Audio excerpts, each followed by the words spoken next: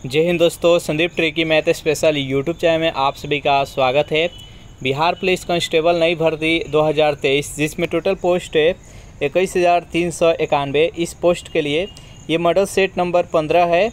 Model set number 1 से लेकर 14 तक नहीं देखोगे तो उसके लिए प्लेलिस्ट बना दिए हैं, वहाँ से जाकर आप सारी वीडियो एक एक करके देख सकते हैं। इस मॉडल सेट में हम 50 अति महत्वपूर्ण MCQ देखने वाले हैं, तो इस वीडियो को अंत तक देखिएगा। वीडियो स्टार्ट करते हैं और चलते हैं हम प्रश्न की तरफ। पहला प्रश्न है आपके सामने, किसी राज्य का राज्यपाल किसके प्रति उत्तरदायी होता है? ऑप्शन नंबर ए है राष्ट्रपति, बी है प्रधानमंत्री, सी है विधानमंडल और डी है मुख्यमंत्री। बताइए यहाँ पर 1 नंबर प्रश्न का सही आंसर क्या है? किसी राज्य का राज्यपाल किसके प्रति उत्तरदायी होता है? तो जो भी कैंडिडेट यहाँ पर ऑप्शन नंबर ए के साथ जा रहे हैं, राष्ट्रपति, बिल्कुल ही सही जवाब है। सेकेंड प्रश्न है आपके सामने, निम्नलिखित में से किस संविधान संशोधन अधिनियम द्वारा शहरी स्थानीय शासन को संवैधानिक दर्जा प्रदान किया गया? चारों ऑप्शन देख लीजिए और जल्दी से बताइए यहाँ पर सेकेंड प्रश्न का सही आंसर क्या है। तो सेकेंड प्रश्न का जो भी कैंडिडेट ऑप्शन नंबर बी के साथ जा रहे हैं, 74वां संविधान संशोधन अधिनियम द्वारा, इसका राइट आंसर है ऑप्शन नंबर बी। नेक्स्ट यहाँ पर 3 प्रश्न है कि निम्न में से कौन मुद्रास्फीति के कारण लाभ की स्थिति में होते हैं? ऋणी होते हैं, व्यापारी वर्ग होता है, ऋणदाता होता है। बताइए यहाँ पर 3 प्रश्न का सही आंसर क्या है? तो जब मुद्रास्फीति का स्थिति आ जाए तो उस टाइम लाभ की स्थिति में कौन होता है? तो उस टाइम लाभ की स्थिति में ऋणी तथा व्यापारी वर्ग हो जाता है। ऋणदाता को घाटा लगता है, ऋण जो लेता है उसको फ़ायदा होता है और व्यापारी वर्ग को फ़ायदा होता है। तो इसका राइट आंसर हो जाएगा ऑप्शन नंबर सी। नेक्स्ट यहाँ पर 4 प्रश्न है कि मनुष्य में ब्लू बेबी सिंड्रोम किसकी अधिकता के कारण होता है? पारा का, कैडमियम का, आर्सेनिक का और नाइट्रेट का। जल्दी से बताइए यहाँ पर 4 प्रश्न का सही आंसर क्या है? तो जो भी कैंडिडेट यहाँ पर ऑप्शन नंबर डी के साथ जा रहे हैं, नाइट्रेट, बिल्कुल ही सही जवाब है। नेक्स्ट यहाँ पर 5 प्रश्न है कि पीयूष ग्रंथि का नियंत्रक है। चारों ऑप्शन देख लीजिए और जल्दी से बताइए यहाँ पर 5 प्रश्न का सही आंसर क्या है? पीयूष ग्रंथि का नियंत्रक है तो हाइपोथैलेमस ग्रंथि, इसका राइट आंसर है ऑप्शन नंबर बी। पीयूष ग्रंथि को मास्टर ग्रंथि के नाम से भी जाना जाता है, याद रखिएगा। पूछ लिया जाता है कि मास्टर ग्रंथि के नाम से किसे जाना जाता है, किस ग्रंथि को? तो पीयूष ग्रंथि को। नेक्स्ट यहाँ पर 6 प्रश्न है आपके सामने, इंडियन लीग किसके द्वारा स्थापित की गई थी? चारों ऑप्शन देख लीजिए और जल्दी से बताइए यहाँ पर 6 प्रश्न का सही आंसर क्या है? इंडियन लीग किसके द्वारा स्थापित की गई थी? तो 6 प्रश्न का जो भी कैंडिडेट ऑप्शन नंबर सी के साथ जा रहे हैं, शिशिर कुमार घोष, बिल्कुल ही सही जवाब है। 7 प्रश्न है आपके सामने कि भारत में दास प्रथा पर प्रतिबंध लगाने की अनुशंसा कब की गई थी? 1841 में, 1843 में, 1846 में और 1848 में। बताइए यहाँ पर 7 प्रश्न का सही आंसर क्या है? तो 7 प्रश्न का जो भी कैंडिडेट ऑप्शन नंबर बी के साथ जा रहे हैं, 1843 ईस्वी, बिल्कुल ही सही जवाब है। नेक्स्ट यहाँ पर 8 प्रश्न है कि बेलोड्रम का संबंध किस खेल से है? गोल्फ से, एथलेटिक्स से, घुड़सवारी से और साइकिलिंग से। बताइए यहाँ पर 8 प्रश्न का सही आंसर क्या है? बेलोड्रम का संबंध किस खेल से है? तो 8 प्रश्न का जो भी कैंडिडेट ऑप्शन नंबर डी के साथ जा रहे हैं, साइकिलिंग, बिल्कुल ही सही जवाब है। नेक्स्ट यहाँ पर 9 प्रश्न है आपके सामने, बेहद इंपॉर्टेंट प्रश्न है कि मेंडलीव द्वारा बनाया गया आवर्त सारणी में दीर्घ आवर्त की संज्ञा किस आवर्त को दिया गया है? तो सबसे पहले आवर्त सारणी किसके द्वारा तैयार किया गया था? तो सबसे पहले जो आवर्त सारणी तैयार किया गया था वो मेंडलीव के द्वारा तैयार किया गया था, जिसका नाम है मेंडलीव का आवर्त सारणी। वह जो तैयार किया गया था वो परमाणु द्रव्यमान पर आधारित था, लेकिन जो आधुनिक आवर्त सारणी है जो कि मोसले के द्वारा तैयार किया गया है, ये परमाणु द्रव्यमान पर ये परमाणु संख्या पर आधारित है। इसमें वर्गों की संख्या टोटल 18 है और आवर्त की संख्या इसमें टोटल 7 है। तो इस प्रकार से है। यहाँ पर पूछा गया कि मेंडलीव के द्वारा जो आवर्त सारणी बनाया गया है उसमें दीर्घ आवर्त की संज्ञा किस आवर्त को दिया गया है? तो चौथे, 5वें और 6ठे, इसको दीर्घ आवर्त की संज्ञा दी गई है। तो इसका राइट आंसर हो जाएगा ऑप्शन नंबर सी। 9 का हो जाएगा सी। नेक्स्ट क्वेश्चन देखते हैं। यहाँ पर 10 प्रश्न है आपके सामने कि निम्न में से सही सुमेलित नहीं है। चारों ऑप्शन देख लीजिए और जल्दी से बताइए यहाँ पर 10 प्रश्न का सही आंसर क्या है। इनमें से कौन सा सही सुमेलित नहीं है। एक तरफ अनुच्छेद है और दूसरी तरफ उस अनुच्छेद में किसका वर्णन किया गया है। तो यहाँ पर जो अनुच्छेद ऑप्शन नंबर डी और अनुच्छेद 51 है कार्यपालिका से न्यायपालिका के पृथक्करण, ये सही है, सही नहीं है। बाकी यहाँ पर इसका अनुच्छेद 40 है जो कि ग्राम पंचायतों का गठन से संबंधित है, अनुच्छेद 44 है जो कि समान नागरिक संहिता है और अनुच्छेद 42 है काम की न्याय संगत और मनोवचित दशाओं का तथा प्रसूति सहायता का उपबंध है। इस प्रश्न का राइट आंसर है ऑप्शन नंबर डी। नेक्स्ट यहाँ पर 11वां प्रश्न है कि पसीने की ग्रंथियों का मुख्य कार्य क्या है। चारों ऑप्शन देख लीजिए, जल्दी से बताइए यहाँ पर 11वां प्रश्न का सही आंसर क्या है। तो 11वां प्रश्न का जो भी कैंडिडेट ऑप्शन नंबर डी के साथ जा रहे हैं, शरीर के तापमान पर नियंत्रण करना पसीने ग्रंथियों का मुख्य कार्य है। तो इसका राइट आंसर है ऑप्शन नंबर डी। नेक्स्ट यहाँ पर 12वां प्रश्न है कि मनुष्य के शरीर में सबसे बड़ी कोशिका कौन सी है। यहाँ पर मनुष्य के शरीर की बात की जा रही है। बताइए यहाँ पर 12वां प्रश्न का सही आंसर क्या है। तो मनुष्य के शरीर की अगर बड़ी कोशिका की बात की जाए तो तंत्रिका की कोशिका है। इसका right answer option number B. अगर ऐसा बात की जाए कि सबसे बड़ी कोशिका किसका है तो शुतुरमुर्ग का अंडा सबसे बड़ी कोशिका है। नेक्स्ट यहाँ पर 13वां प्रश्न है आपके सामने कि सिंधु घाटी सभ्यता भारत की सर्वाधिक प्राचीन सभ्यता है। निम्नलिखित में से कौन सा स्थल सिंधु घाटी सभ्यता का भारत में सबसे बड़ा स्थल है। हड़प्पा, मोहनजोदड़ो, राखी गढ़ी और धौलावीरा। बताइए यहाँ पर 13वां प्रश्न का सही आंसर क्या है। तो जो भी कैंडिडेट यहाँ पर ऑप्शन नंबर सी के साथ जा रहे हैं राखी गढ़ी, बिल्कुल ही सही जवाब है। नेक्स्ट यहाँ पर 14वां प्रश्न है कि 1857 की क्रांति मुख्यतः किस कारण से असफल रही थी। ऑप्शन नंबर ए है नेतृत्व का अभाव, बी है किसी सामान्य योजना और केंद्रीय संगठन की कमी, सी है इसके प्रभाव का सीमित क्षेत्र होना और डी है उपयुक्त सभी। बताइए यहाँ पर 14वां प्रश्न का सही आंसर क्या है। जो 1857 का विद्रोह हुआ था उसका सफल होने का मुख्य कारण क्या था। तो 14वां प्रश्न का जो भी कैंडिडेट ऑप्शन नंबर डी के साथ जा रहे हैं यानी उपयुक्त सभी, बिल्कुल ही सही जवाब है। सेशन आप लोग को अच्छा लग रहा है तो वीडियो को लाइक कर दीजिए, अपने दोस्तों के पास शेयर कर दीजिए और जो भी कैंडिडेट अभी तक इस चैनल को सब्सक्राइब नहीं किए होंगे तो चैनल को जल्दी से सब्सक्राइब कर लीजिए। 15वां प्रश्न है कि किस गवर्नर जनरल के काल में सिंध का विलय ब्रिटिश साम्राज्य में किया गया। चारों ऑप्शन देख लीजिए और जल्दी से बताइए यहाँ पर 15वां प्रश्न का सही आंसर क्या है। किस गवर्नर जनरल के काल में सिंध का विलय ब्रिटिश साम्राज्य में किया गया। तो जो भी कैंडिडेट यहाँ पर ऑप्शन नंबर सी के साथ जा रहे हैं लॉर्ड एलनबरो, बिल्कुल ही सही जवाब है। नेक्स्ट यहाँ पर 16वां प्रश्न है इनसाइडर ट्रेडिंग का संबंध किससे है। काला बाजारी से, तस्करी से, अंतर्राष्ट्रीय व्यापार से और शेयर बाजारों से। बताइए यहाँ पर 16वां प्रश्न का सही आंसर क्या है। तो 16वां प्रश्न का जो भी कैंडिडेट ऑप्शन नंबर डी के साथ जा रहे हैं शेयर बाजारों से, बिल्कुल ही सही जवाब है।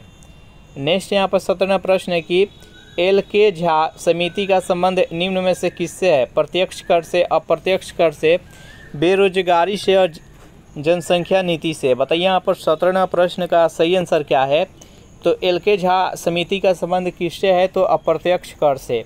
जो भी कैंडिडेट यहाँ पर ऑप्शन नंबर बी के साथ जा रहे हैं बिल्कुल ही सही जवाब है। नेक्स्ट यहाँ पर 18वां प्रश्न है आपके सामने कि डॉक्टर राजेंद्र प्रसाद संविधान सभा के निम्न में से किस समिति के अध्यक्ष थे।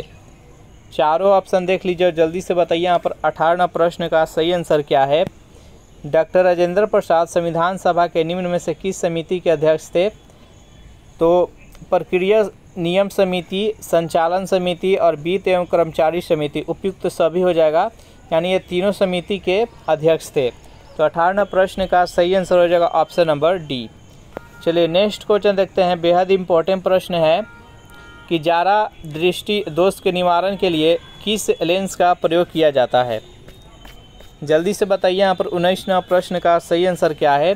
जारा दृष्टि दोष को निवारण करने के लिए किस लेंस का प्रयोग किया जाता है। तो 19वां प्रश्न का जो भी कैंडिडेट ऑप्शन नंबर सी के साथ जा रहे हैं बाइफोकल लेंस, बिल्कुल ही सही जवाब है।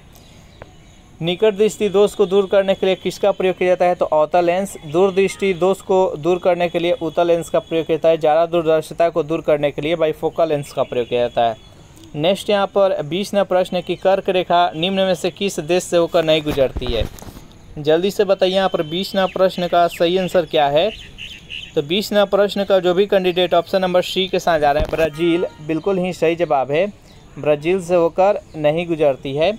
इसका राइट आंसर है ऑप्शन नंबर सी। कर्क रेखा से संबंधित जानते हैं। कर्क रेखा है जो कि अपना भारत से भी होकर गुजरता है, जो कि भारत को बीचों बीच काटता है और ये भारत के 8 राज्यों से होकर गुजरता है। यहाँ से प्रश्न बार बार पूछा जाता है। 8 राज्यों का नाम में कौन कौन है सभी को याद कर लीजिएगा। 8 राज्यों में है गुजरात, राजस्थान, मध्य प्रदेश, छत्तीसगढ़, झारखंड, पश्चिम बंगाल, त्रिपुरा और मिजोरम। ये 8 राज्यों है, इसका नाम याद रखिएगा। नेक्स्ट यहाँ पर 21वां प्रश्न आपके सामने है। भारतीय संविधान की 6ठी अनुसूची में जनजातीय क्षेत्रों के प्रशासन का प्रावधान है। निम्नलिखित में से वह कौन सा राज्य इस अनुसूची के अंतर्गत नहीं आता है। असम, मणिपुर, मेघालय और त्रिपुरा। बताइए यहाँ पर 21वां प्रश्न का सही आंसर क्या है। 21वां प्रश्न का जो भी कैंडिडेट ऑप्शन नंबर बी के साथ जा रहे हैं, मणिपुर, बिल्कुल ही सही जवाब है। अगर इस सेशन का आपको पीडीएफ चाहिए तो उसके लिए टेलीग्राम ग्रुप बना दिए हैं, जिसका लिंक इसी वीडियो के नीचे डिस्क्रिप्शन में मिल जाएगा। वहां से ज्वाइन करके इसका पीडीएफ डाउनलोड आप कर सकते हैं। 22वां प्रश्न है कि 1857 की क्रांति से संबंधित कथनों और सम्मिलित कीजिए। यानी जो 1857 का क्रांति हुआ था उससे संबंधित कुछ व्यक्तियों के द्वारा कथन दिया गया था। इसका मिलान करना है कि कौन सा कथन किसके द्वारा दिया गया था। तो जल्दी से बताइए यहाँ पर कौन सा कथन किसके द्वारा दिया गया था। तो चलिए इसको हम मिलान करते हैं। डिजरेली के द्वारा कौन सा कथन कहा गया था। तो डिजरेली के द्वारा कहा गया था कि 1857 का जो विद्रोह है यह एक राष्ट्रीय विद्रोह है। उसको टी.आर. होम्स के द्वारा कहा गया था कि बर्बरता और सभ्यता का ये युद्ध है। नेक्स्ट यहाँ पर जो बी.डी. सावरकर है, इनके द्वारा क्या कहा गया था कि प्रथम स्वतंत्रता संग्राम है ये 1857 का विद्रोह। और यहाँ पर कर्नल रीच के द्वारा अगर कहा गया था कि धर्मांधों का ईसाइयों के विरुद्ध युद्ध है। तो इस प्रकार यहाँ पर 1 के बी हो जाएगा, 2 के ए हो जाएगा और उसके बाद से 3 के डी हो जाएगा और 4 के सी हो जाएगा। इसका राइट आंसर हो जाएगा option number C. Next question देखते हैं। यहाँ पर प्रश्न है आपके सामने 23वां प्रश्न की वर्ष 1946 के कैबिनेट मिशन 3 कैबिनेट मंत्रियों का से गठित था। निम्नलिखित में से कौन से इसके सदस्य नहीं थे। 4 ऑप्शन देख लीजिए, जल्दी से बताइए यहाँ पर 23वां प्रश्न का सही आंसर क्या है। तो 23वां प्रश्न का जो भी कैंडिडेट ऑप्शन नंबर बी के साथ जा रहे हैं, जॉन साइमन, बिल्कुल ही सही जवाब है। जॉन साइमन थे जो कि इसका सदस्य नहीं थे। तो इसका राइट आंसर हो जाएगा option number B. Simon commission है जो कि जॉन साइमन की अध्यक्षता में लेकर आया गया था, जो कि 1928 में, याद रखिएगा। नेक्स्ट यहाँ पर 24वां प्रश्न है आपके सामने। निम्नलिखित में से कौन सा जलधारा प्रशांत महासागर की ठंडी जलधारा है। हम्बोल्ट, वेनेजुएला, फॉकलैंड और लेब्राडोर। बताइए यहाँ पर 24वां प्रश्न का सही आंसर क्या है। तो प्रशांत महासागर की ठंडी जलधारा का नाम क्या है। तो हम्बोल्ट है, याद रखिएगा, ये बार बार एग्जाम में पूछा जाता है। तो इसका राइट आंसर है ऑप्शन नंबर ए। नेक्स्ट यहाँ पर 25वां प्रश्न है कि निम्नलिखित में से कौन सिकंदर का समकालीन था। अजातशत्रु, कलाशोक, उदयन और घनानंद। बताइए यहाँ पर 25वां प्रश्न का सही आंसर क्या है। निम्नलिखित में से कौन सिकंदर के समकालीन थे। तो 25वां प्रश्न का जो भी कैंडिडेट ऑप्शन नंबर डी के साथ जा रहे हैं, घनानंद, बिल्कुल ही सही जवाब है। नेक्स्ट यहाँ पर 26वां प्रश्न आपके सामने कि गया अधिवेशन 1922 में किस परिवर्तनवादी नेताओं ने त्यागपत्र दे दिया था। 4 ऑप्शन देख लीजिए और जल्दी से बताइए यहाँ पर 26वां प्रश्न का सही आंसर क्या है। तो जो गया अधिवेशन 1922 में जो हुआ था वो परिवर्तनवादी नेताओं में से कौन कौन त्यागपत्र दिए थे। तो चक्रवर्ती नहीं, यहाँ पर चित्तरंजन दास और मोतीलाल नेहरू। इसका राइट आंसर हो जाएगा ऑप्शन नंबर बी। और 1922 में त्यागपत्र देकर और स्वराज पार्टी का गठन 1923 में किए थे। तो इस प्रश्न का जो सही आंसर हो जाएगा ऑप्शन नंबर बी हो जाएगा। नेक्स्ट यहाँ पर 27वां प्रश्न है, यदि कोई संसद सदस्य सदन की अनुमति के बिना सदन की सभी बैठकों से कितने दिनों तक अनुपस्थित रहता है तो वह सदन उसका पद रिक्त घोषित कर सकता है। 4 ऑप्शन देख लीजिए, बताइए यहाँ पर 27वां प्रश्न का सही आंसर क्या है। तो 27वां प्रश्न का जो भी कैंडिडेट ऑप्शन नंबर ए के साथ जा रहे हैं, 60 दिन से अधिक अगर अनुपस्थित रहता है किसी भी बैठक में, अगर नहीं बैठता है, तो इसका राइट आंसर हो जाएगा ऑप्शन नंबर ए। उसका पद रिक्त कर दिया जाएगा, उसको हटा दिया जाएगा उसके पद से। नेक्स्ट यहाँ पर 28वां प्रश्न है आपके सामने, निम्नलिखित में से कौन सा प्रतिनिधित्व का सिद्धांत अथवा प्रतिरूप नहीं है। चारों ऑप्शन देख लीजिए, बताइए यहाँ पर 28वां प्रश्न का सही आंसर क्या है। तो जो भी कैंडिडेट ऑप्शन नंबर डी के साथ जा रहे हैं, सर्वसम्मति बिल्कुल ही सही जवाब है। नेक्स्ट यहाँ पर 29वां प्रश्न है कि विश्व बाजार में यदि किसी देश की मुद्रा की आपूर्ति की अपेक्षा मांग अधिक होती है तो उस मुद्रा को क्या कहा जाएगा। मानक मुद्रा, गर्म मुद्रा, दुर्लभ मुद्रा और शाख मुद्रा। बताइए यहाँ पर 29वां प्रश्न का सही आंसर क्या है।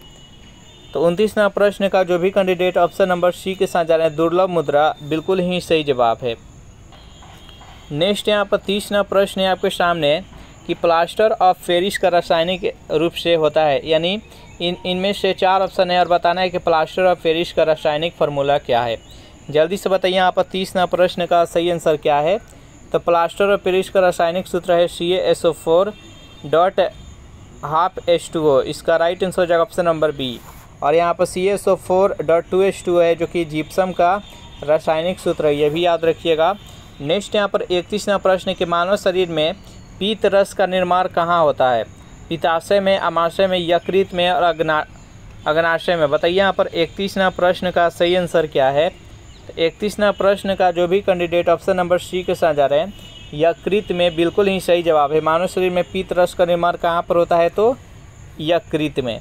नेक्स्ट यहाँ पर 32वां प्रश्न है, निम्नलिखित में से कौन सा असत्य फल का उदाहरण है। सेब, अंगूर, नाशपाती और केला। जल्दी से बताइए यहाँ पर 32वां प्रश्न का सही आंसर क्या है। तो 32वां प्रश्न का जो भी कैंडिडेट ऑप्शन नंबर सी के साथ जा रहे हैं, यानी सेब और नाशपाती है जो कि असत्य फल के अंतर्गत आता है, इसका उदाहरण है। तो इसका राइट आंसर हो जाएगा ऑप्शन नंबर सी। 33वां प्रश्न है आपके सामने, निम्नलिखित में से कौन सा पादप हार्मोन है। यहाँ पर 4 हार्मोन दिया गया है, जल्दी से बताइए इनमें से कौन कौन सा है जो कि पादप हार्मोन्स है। तो यहाँ पर FCC के अम्ल, जिब्रेनिन्स, ऑक्सिन्स और साइटोकाइनिन, ये चारों के चारों है जो कि पादप हार्मोन है। तो इसका राइट आंसर हो जाएगा ऑप्शन नंबर डी, उपयुक्त सभी। नेक्स्ट यहाँ पर 34वां प्रश्न है आपके सामने, दिया गया है कि निम्नलिखित में से किस सब्जियों का जड़ नहीं खाया जाता है। आलू, गाजर, चुकंदर और शलजम। बताइए यहाँ पर 34वां प्रश्न का सही आंसर क्या है। इनमें से कौन सा सब्जी है जिसका जड़ नहीं खाया जाता है। तो आलू का नहीं खाया जाता है, तो इसका राइट आंसर है ऑप्शन नंबर ए। नेक्स्ट यहाँ पर 35वां प्रश्न है आपके सामने कि सल्फ्यूरिक अम्ल बनाने की संपर्क विधि में किस का उपयोग उत्प्रेरक रूप में किया जाता है। जल्दी से बताइए यहाँ पर 35वां प्रश्न का सही आंसर क्या है।